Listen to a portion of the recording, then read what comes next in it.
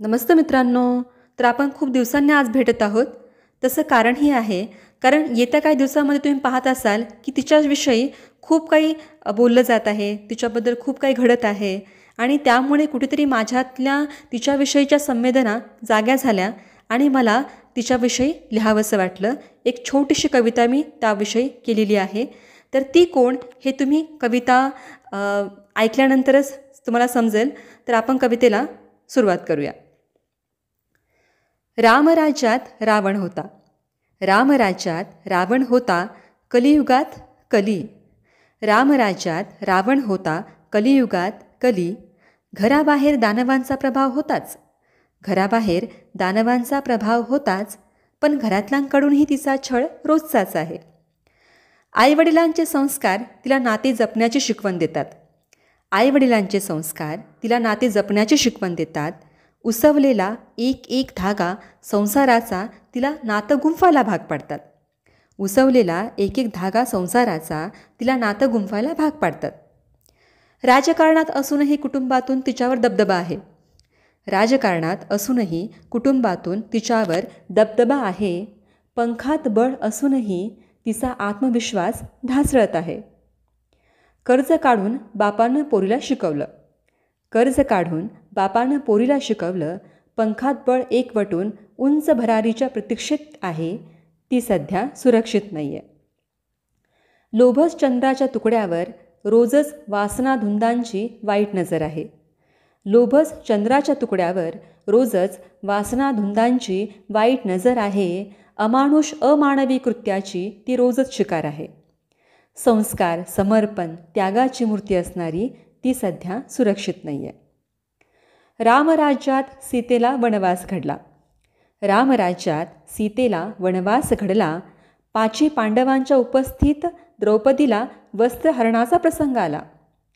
दुर्योधनाचा विनाश करण्यासाठी श्रीकृष्णाची गरज आहे. ती सध्या सुरक्षित नाही आहे. लक्ष्मी, दुर्गा, काली म्हणून रोजच तुम्ही तिला पूजता. लक्ष्मी, दुर्गा, काली म्हणून रोजच तुम्ही तिला पूजता. घरातल्याच लक्ष्मीला तुम्ही हीन वागणूक का देता? हुंडा, सोने, चांदी, बंगला वर सोबत घेऊन जायचं आहे का? हुंडा, सोने, चांदी, बंगला वर सोबत घेऊन जायचं आहे का? तिच्यावर अन्याय करून तुमचं घर तरी सुखी राहील का?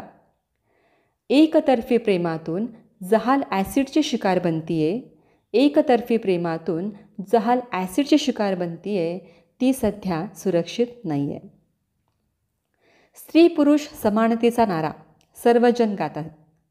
स्त्री पुरुष समानतेचा नारा सर्वजण गात आहे. वर्षानुवर्ष महिला दिन साजरे करणारे कैक आहेत. पुरुषप्रधान संस्कृती समाजात आजही वरचढ आहे. ती सध्या सुरक्षित नाही आहे. हात जोडून सर्वांना विनंती आहे, हे सत्य आज स्वीकारा. हात जोडून सर्वांना विनंती आहे, हे सत्य आज स्वीकारा. नाहीच दिला मान तिला हरकत नाही आहे, निदान तिचा जीव तरी सांभाळा.